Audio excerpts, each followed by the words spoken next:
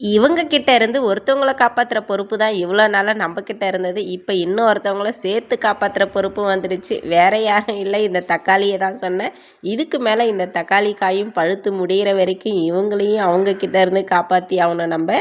முடியுமான்னு தெரியல. முடிஞ்ச வரைக்கும் முயற்சி பண்ணுவோம். இவர் தான் நம்ம ஏரியா கிங்கு. இவரை பார்த்தா எனக்கே கொஞ்சம் பயமா இருக்கும். மிச்சவங்கள்லாம்னா கூட கொஞ்சம் அசால்ட்டா விட்டுடுவேன். ஆனா அவரை பார்த்தா நானே உள்ள ஓடி வந்துடுவேன். மழை பெய்யறதாலயா என்னன்னு தெரியல, 4 நாளைக்கு தேவையான சாப்பாட்டை வாய்க்குள்ளார ஒரு பக்கமாக ஒவ்வொருத்தவங்களும் அவங்கவுங்க தனித்தனியாக அடைச்சி கொண்டு வந்துட்டுருக்காங்க எங்கேயோ இருந்து.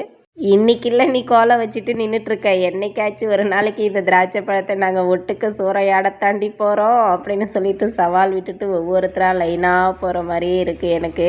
அதையும் தான் பார்த்துடுவோமே, இவ்வளோ நாளாக காப்பாற்றிட்டேன், இன்னும் ஒரு 20 நாளில் பழம் பழுத்திட்டோம். இந்த 20 நாளைக்கு என்னால் காப்பாற்ற முடியாதா? எப்படியாச்சும் நானும் காப்பாற்றி பழத்தை அறுத்து சாப்பிட்டே தீருவேன் அப்படின்னு சவால் விட்டுருக்கேங்க அவங்கக்கிட்ட.